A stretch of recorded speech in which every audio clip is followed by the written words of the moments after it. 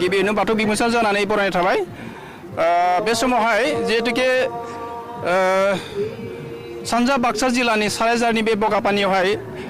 बगामाटियावहाय नोंथाङा सि बोराइनि जा सावगारि होनानै नोंथाङा गावनो लुनानै नोंथाङा दिनै गावआनो बेखेवदों बे बेखेवनायनि बेलायावहाय नोंथाङा लुफुंबाय जेला बेयाव माबाफोर ओंथि राज्य सभानि एमपि जानानै माबाफोर बुंनो सानदों नामा बुंनोथ' जेबो गैया बाथ्राया जे दिनैनि दिनाव जों जिहेतु धोरोमनि मुङै आफा बोराइ बाथौखौ बयबो सिबियो आरो बे हिसाबै बे बगामाथियाव आगोलनिफ्रायनो गोदोनिफ्रायनो बेवहाय माने बाथौ आरज गाबफैबाय थायोमोन बयबो मोनसे थानसालि हिसाबै बाथौ थानसालि हिसाबै आरो बे हिसाबै गेजेराव बेवहाय पिकनिक बायदिसिना जानायनि जाहोनाव माखासे खालाय गोफोरनि थाखाय बेवहाय बे गोथार हाबाखौ फ्राय माने मावनो हानाय जायाखैमोन बिनि उनावहाय लासै लासै बयबो मोनसे लुगैदोंमोन जे मोनसे बेवहाय बाथौ थानसालि जानांगौ थानांगौ दा बे हिसाबै जों जेब्लाबो सावरायबाय थानाय जायोमोन बिनि उनाव बेवहाय आं दा बाथौ थानसालिखौ लुनायनि थांखि लानाय जादों थांखि लानायाव माखासे जाथायफोर दं जे जेब्ला जों बाथौ फोरबो खुङो बा मालाबा खेराइ फोरबो खुङो बेफ्राव जेब्लाबो मोनसे बाथ्रा फैबाय थादोंमोन जे दौदिनि सिखारखाङोब्ला जाय जोंनि बाथौ बोराइ फैयो बियो आंनिफ्राय जे फिसा माने नों मोनसे मा होनो बाथौ थानसालि माने लुनांगौ बे माना नोंनि गासिबो बे साननाय हनाय समाजनि माबाफ्राबो खोब माने मोजां जागोन बेफोरबायदि बाथ्रा बुंबाय थायो बिनि उनाव बायदिसिना बबावबा सोरबा नायखांनो गोरों मानो गोरों मालाबा लोगो मोनब्ला जोंथ' बेरायबाय थायो नुब्लानो नायखांब्ला मोनसे बाथ्रा बुंबाय थायो नोंनिफ्राय इसोरा माबा मोनसे लुगैनानै दं नेनानै दं बेखौ नोङो माने खालाम बेबायदि बुंबाय थायो बेजों जाबजों आरो जोंहा बेवहायबो रायजोनो नांखागौ नालाय बे हिसाबै मोनसे आङो थांखि लाबाय जिउआव जे मोनसे बाथौ थानसालि रायजोनि थाखाय बा आफा बोराइ बाथौनि थाखाय बानायनि बे हिसाबैनो बेवहाय जिहेतु बेयो मोनसे माने मा होनो पिकनिक जायगा आरो बे मोनसे वाइल्ड लाइफ दङ नटिफाइड जुदिअ मानसि हाग्रा गैला बंग्रा गैला होमब्लाबो वाइल्ड लाइफ ओंखायनो जोंनि थानसालिया जिहेतु न' नांलायलाया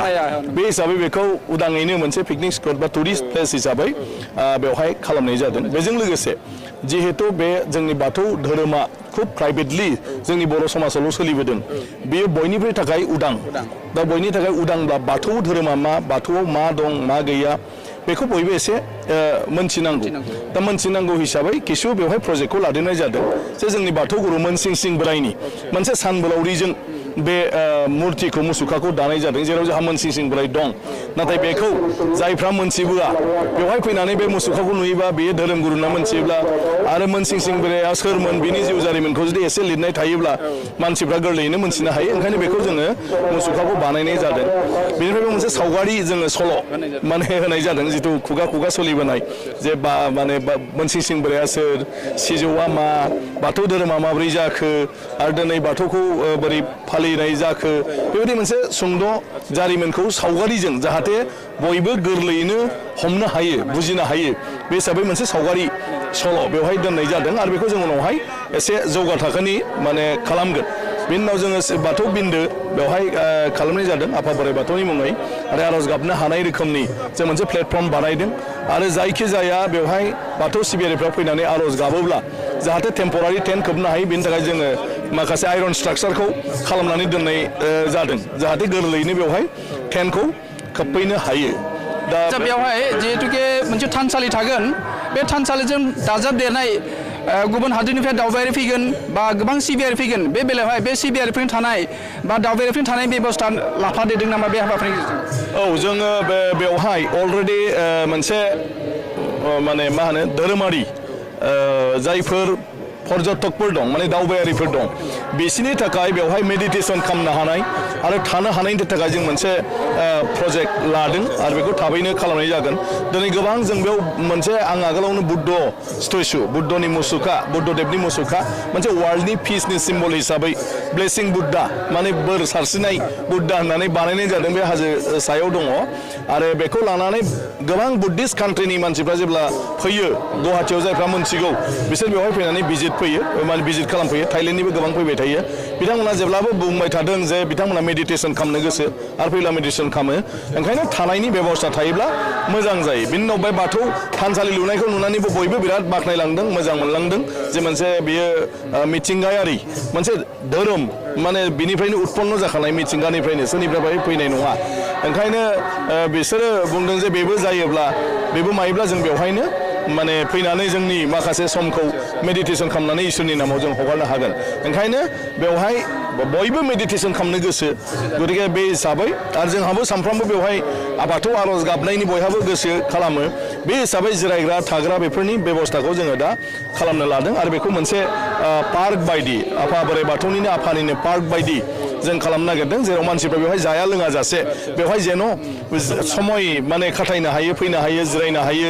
मोजां बाथ्रा साननो हायो मेडिटेसन खालामनो हायो बेबायदि जोङो डेभेलप खालामनो नागिरदों जिहेतुके नोंथाङा एफाग्राब मोनसे थांखि लानानै बे हाबाफारिखौ बेखेवनानै होबाय आरो दिनै दुलाराय बाथौ गौथुमाव नोंथांनि हाबाफारिनो मान होनानै जेसेबांखि लैहोर सिबियारि फैदों नोंथाङा बेखौ बेखेवनो मोननानै आरो बेबायदि सिबियारि फैनायनि हाबाफारिखौ नोंथांनो हेफाजाब होनायाव नोंथाङा गावनिफ्राय माबोरै साननाय फैदों आं जोबोद गोजोनदों जे आं साननायनिख्रुइबो साबसिन जोंनि रायजो राजाया बा जोंनि सिबियारिफ्रा दिनै बेवहाय माने गावखौनो मा होनो बिदिखौ सोमोन्दो खानानै दोनदों सोमोन्दो लाखिनानै दोनदों बयबो फैदों बयबो आर'ज गाबफैदों दिनै बेखौ आं गावनि इनिसियेटिभजों खालामदोंमोनब्लाबो दिनै रायजोनो गथायनानै होनाय जाबाय आरो बे थानसालिखौ जोङो माने सालायनो थाखाय मोनसे कमिटि जों थाबैनो बानायगोन अलरेडि सावरायखानाय दं जिरायनानै कमिटिखौ बानायनो हायाखै बे कमिटियानो बे गासिबखौबो मेनेज खालामबाय थागोन बिनिफ्राय आं न'खरनिफ्राय बानायनाय हिसाबै आंनि न'खराव जों मोनसे सावरायनानै लादों जे बे बाथौ थानसालिखौ जोंनि न'खर आरो न'खरनि उनाव जेनेरेसन टु जेनेरेसन बेखौ मेनटेन खालामलांगोन जोंनि न'खरानो मेनटेन खालामलांगोन बबेबा जुदि टाइल्स मोनसे गुगारदों बेखौ जों लागायगोन बबेबा जुदि माबा मोनसे जायो बेखौ जोङो बानायगोन आरो जुदि डेभेलप खालामनांगौबा बेखौबो खालामलांबाय थागोन आरोखि ओंखायनो कमिटिया जेब्लाबो जोंनि बे न'खरनि जिथु ट्रास्ट थागोन बे ट्रास्टजों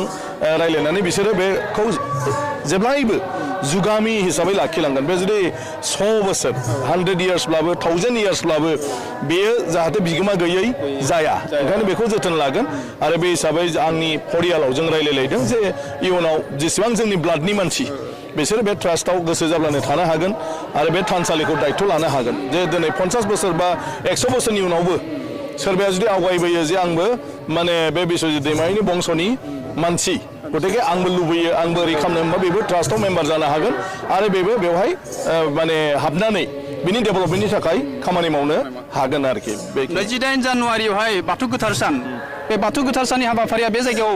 खुंनाय जागोन ना जाया नोंथां दा बेवहायबो जागोन ओरैनो गावबागाव गामियाव जागोन बाथौ गोथार साना आरो आन्चलिक हिसाबैबो जागोन हयथ' आन्चलिकफ्रा बेवहायबो खालामनो हागौ आरो नङाब्लाबो माखासे मानसिया बेवहाय माने गोथार बाथौ सानाव बेवहाय आर'ज गाबगोन आरो बेवहाय बाथौ फोरबोखौ खुंनाय जागोन गोथार बाथौ सानखौ साबायखर थाबाय जोंनि रायजो सभानि बे मानगोनां बिश्वजित दैमारि जोंनो बाथौ बिमुं होनायनि थाखाय